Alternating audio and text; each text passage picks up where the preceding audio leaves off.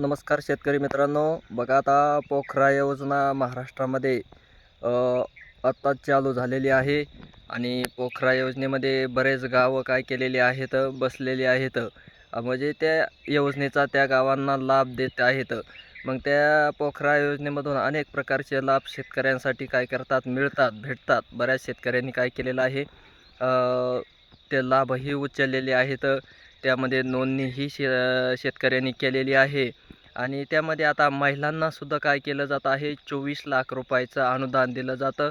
त्याविषयी आपल्याला सविस्तर अशी माहिती ह्या व्हिडिओमध्ये पाहायची आहे. पण तत्पूर्वी तुम्ही या चॅनलला लाईक आणि सबस्क्राईब केलं नसेल तर लाईक आणि सबस्क्राईब करून ठेवा. नवनवीन माहिती तुमच्यापर्यंत पोहोच होईल. बघा आता हे जे अनुदान आहे महिलाचं, जे 24 लाख रुपये अनुदान आहे, मग ते कोणत्या महिलांना भेटणार, कसं भेटणार, त्यानंतर तिची प्रोसेस कशी असेल, आहे की नाही, कशा स्वरूपात भेटणार आहे, ह्याच्याविषयी आपल्याला सविस्तर माहिती ह्या व्हिडिओमध्ये काय करायची आहे, घ्यायची आहे. बघा आता शेतकऱ्यांसाठी काय करत आहे पोखरा योजना, अनेक योजना काय करत आहे, राबवत आहे. मग त्यात यंत्र असेल, फळबागा असेल, त्याच्यानंतर बऱ्याच अशा योजना आहेत. मग तुतीची योजना असेल, आहे का नाही, शेळीपालन असेल, पाईपलाईनची असेल, पाईप असतील, अशा वेगवेगळ्या मोटरा असेल, इलेक्ट्रिक मोटर आहे, त्यानंतर कांदा चाळे, अशा वेगवेगळ्या शेतीविषयक योजना शेतकऱ्यासाठी काय करत आहे, पोखरा योजनेमार्फत राबवत आहे. यंत्रामध्ये मग तुमचं ट्रॅक्टर असेल, त्यानंतर पॉवर विडर, पॉवर चलित पॉवर टिलर, असे वेगवेगळे हे आहेत, यंत्र आहेत त्यामध्ये. त्यानंतर कुट्टी मशीन आहे. अशा अनेक प्रकारच्या विविध योजना काय करत आहे शासन शेतकऱ्यासाठी राबवत आहे.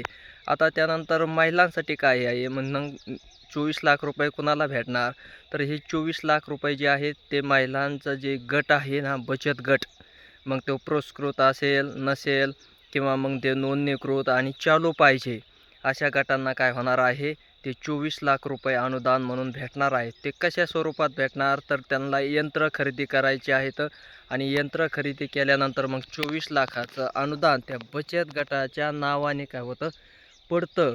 मग तो बचत गट चालू पाहिजे. त्यानंतर एकाच घरातले सदस्य नसावं. त्या 10 सदस्याचा बचत गट असतो. त्यामध्ये एकाच घरातील महिला नसाव्यात, आहे का नाही. आणि त्यानंतर तो चालू बचत गट असावा.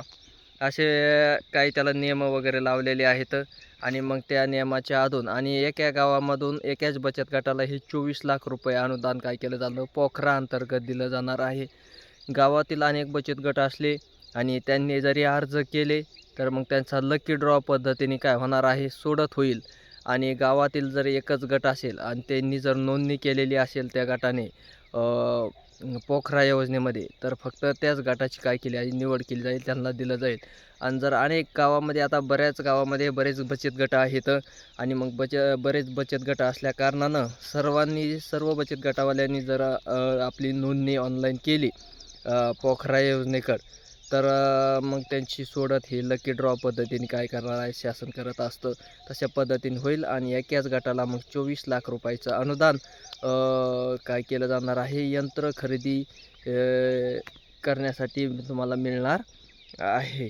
त्यामुळं मग ज्या गावातील बचत गट चालू आहेत, अद्ययावत आहेत, ज्यांना मग काही पोखरा योजनेमधून काही घ्यायचं आहे, मग तुम्ही ट्रॅक्टर घेताल, त्यानंतर तुमचा फवारा असेल, स्प्रे पंप, त्यानंतर ट्रॅक्टर चालित अवजारे असतील, शेती उपयोगी जेवढे यंत्र आहेत तेवढे तुम्ही त्यातून काय करू शकता, खरेदी करू शकता.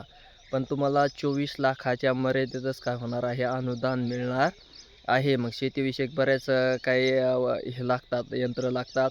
त्याविषयी मग तुमचं पॉवर टिलर, पॉवर विडर असेल, पेरणी यंत्र असेल, पाईप असतील, तुमचं ठिबक असेल, हे यंत्रामध्ये, आहे का नाही, तुमचं वेगवेगळ्या प्रकारचं जे आहे तर ते तुम्ही काय करू शकता, घेऊ शकता त्यामध्ये. अशा सर्व काही घटकांसाठी काय केलं जातं, पोखरा योजनेमधून महिला बचत गटाला काय केलेलं आहे, अनुदान दिलेलं आहे. मग जे पात्र लाभार्थी महिला बचत गट आहेत त्यांनी काय करायचं आहे, पोखरा योजनेमध्ये मग जवळच्या सुविधा केंद्रामध्ये जाऊन आपली काय करायची आहे, नोंदणी करायची आहे. आणि नोंदणी करून मग तुम्हाला जे यंत्र घ्यायचे असतील त्याला ते फॉर्म भरून द्यावे लागतात, चेक मार्क करावे लागतात आणि तिथून पुढं मग तुमची काय केली जाते, निवड केली जाते. मग निवड केल्यानंतर मग ती पुढील प्रोसेस अनुदानाची वगैरे तुम्हाला त्यानंतर बिलं अपलोड करायच्या, वस्तू खरेदी करायच्या, ह्या सर्व गोष्टी काय कराव्या लागतात, महिला बचत गटांना कराव्या लागतात. महिला बचत सक्षम करण्यासाठी ऐका नाही, असे बरेच महिला बचत गट आहेत. त्यामध्ये वेगवेगळ्या प्रकारचे वेगवेगळे उद्योगधंदे केले जातात. कोणता मसाला उद्योग असेल, पापड उद्योग असेल, अनेक त्यानंतर मिरची पावडर असेल, असे वेगवेगळ्या पद्धतीचे वेगवेगळे मोठमोठाले उद्योग चालतात. त्या हिशोबाने शेतीविषयक त्यांना उत्तेजन देण्यासाठी, यंत्र खरेदी करण्यासाठी त्यांच्या बचत गटामध्ये उत्पादन बचत गटाचं वाढ होण्यासाठी आणि महिलाचं सक्षमीकरण होण्यासाठी आर्थिकतेच्या बाबतीत हे सर्व गोष्टीसाठी काय करत आहे शासन, हे अशा नवनवीन योजना राबवत आहे. मग ज्या बचत गटांना सहभाग घ्यायचा असेल, सहभागी व्हायचं असेल, एका गावातील जे पोखरा योजनेमध्ये गाव बसलेले आहेत, अशाच गावातील महिला बचत गटांना ह्यामध्ये सहभाग नोंदवता येतो.